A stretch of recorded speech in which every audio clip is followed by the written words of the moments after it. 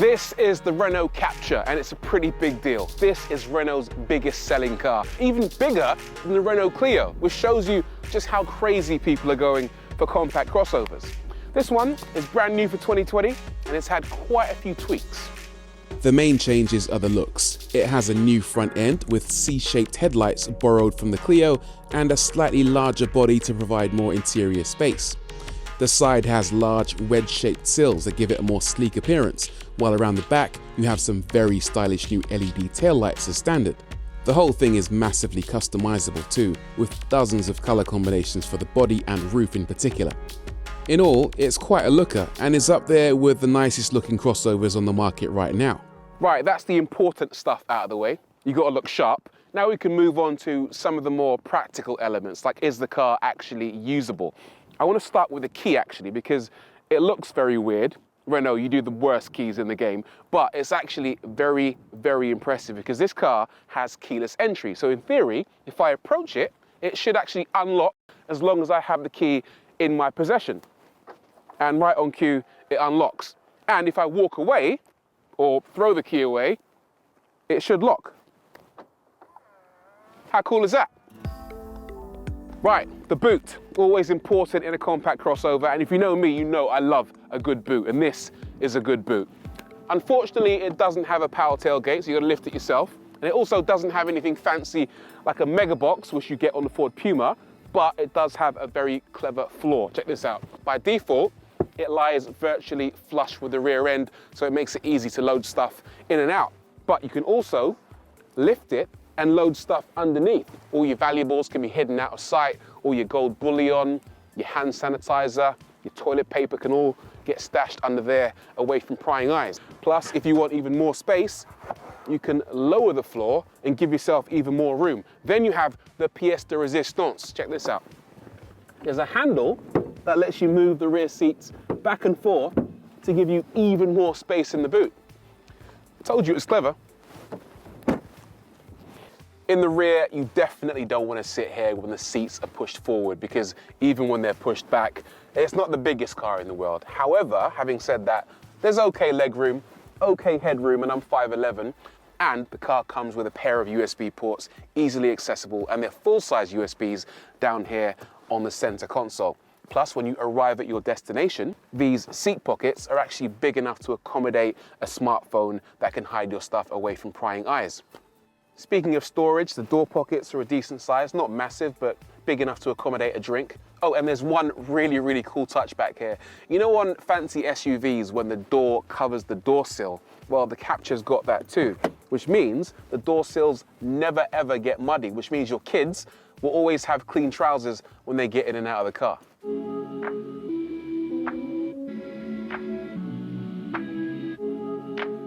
Up front, I really like what they've done with the cabin in the Captur. There's nothing too pretentious about it. It's just a really nicely designed cabin.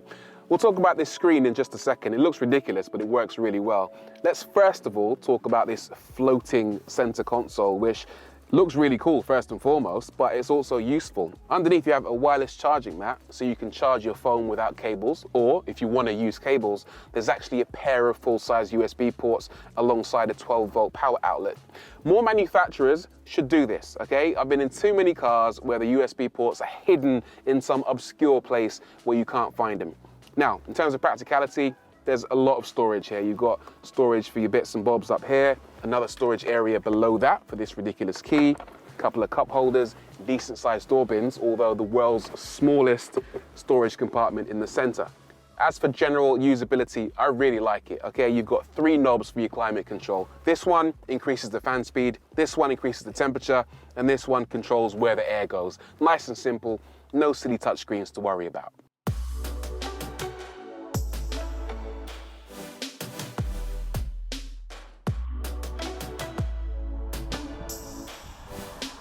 Let's talk about that screen and let's discuss it on the move, because let's face it, that's where you're going to use this system the most. And the sign of a really good screen is one that you can use on the move intuitively without faffing around too much. And this is really good in that respect.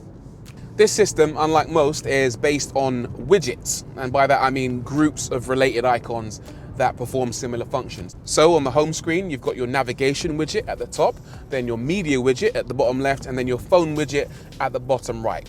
And of course, you can tap each of those icons individually and use those from this particular screen. But if you want even finer control, you can tap on the widget, enlarge it, and then get access to even more functions. So for example, if I tapped on the navigation widget, I can not only see the world around me, but also points of interest. So specifically with petrol stations, you can not only see where they are, but also how much the fuel costs, and they're color coded. Green means it's a good price, red means you might want to find somewhere else. On the second screen, and I'm kind of geeking out on this now, I know, but there's some cool stuff here. You have your driving assistance features, which includes your following distance, and that can actually show you via a display on your instrument cluster how close you are to the car in front in seconds to remind you that maybe you should keep back a little bit. Plus on top of that, you can toggle your active braking, your blind spot recognition, your lane departure warning, and your traffic sign recognition. If any of these features annoys you, and quite often safety features can be a little bit annoying, then you can turn each one on or off to suit your particular needs. Below that, you've got a weather widget, which shows you what the weather's going to be like now or at a given point in the future. And also your multi-sense screen, which can toggle you between sport, eco, or my sense, which is a custom driving mode. In terms of the way the car actually drives, well, let's talk about the engine first of all. This particular car is powered by a 1.3 litre petrol engine, which makes 130 horsepower and 240 newton meters of torque. So not earth-shattering, and it will do 0 to 62 in 9.6 seconds. And if for some reason you wanted to go flat out, it'll do 120 miles an hour. So decent, but again, it's not going to light your pants on fire. One thing that I found, despite the fact that performance is, I'd say, adequate, is that the responsiveness of the engine at really low speed is disappointing, shall we say. There's been a few times when I've pulled up to a junction and spotted what I thought was a big enough gap to accelerate into. Then, when I go to actually press the accelerator, the car takes what feels like about 1.5 seconds, 2 seconds before it decides to move. And by that point, the gap might have closed up, might not exist anymore, which means you're pulling out into a space that doesn't exist. And let me tell you, that can concentrate the mind. In terms of what it's generally like to drive, not bad actually. You get a really nice high driving position, which gives you lots of confidence because you can get a great view of your surroundings. If you're the kind of person that likes to be high up to see what's going on, yeah, Captur is going to be ideal for you. The seats are really comfortable. As for noise, well, it's actually pretty quiet. You can drive around town feeling like you're in something quite plush because it's, generally speaking, quite a refined cabin. As for the ride quality, actually it's quite good. The suspension's really well judged. It's a bit of a Goldilocks suspension actually. Not too hard, not too soft. Is it fun? No, I wouldn't go that far. I wouldn't go as far as to say that I'm enjoying driving it. Look, it's a perfectly capable car. You can actually chuck it around if you want to, and it's doing the job it's supposed to do, but there are far more enjoyable cars out there. If you want to have fun in a small crossover, I'd say that the Ford Puma does a much better job in that respect. This car doesn't really shine on the open road particularly. Where you're going to get the most from it is around town doing mundane things, because that's what this car does really well. And there are a couple of features that help it excel in that department, including the built-in cameras. Now, when you go into reverse gear and you're maneuvering, the car can actually show you a top-down view of your surroundings to make it much easier to park. Plus, you can get a really nice view of your near side front tire to show you exactly how close your alloys are to the curb. That feature, to me, is worth its weight in gold. Do I like the Renault Captur? Yeah, I do like the Renault Captur. I think they've done a really good job with it, inside and out. I think it's really cool to look at. I think they've put a lot of thought into small features that go a long way to making the experience of driving this car much better. And I think that whoever buys this will probably enjoy it. There are things that would put me off though, especially that really sluggish pulling away from a static position. But go and test drive one. I think that if you can get past that, what you'll find is that the Renault Captur is, on the whole, a really nice compact crossover.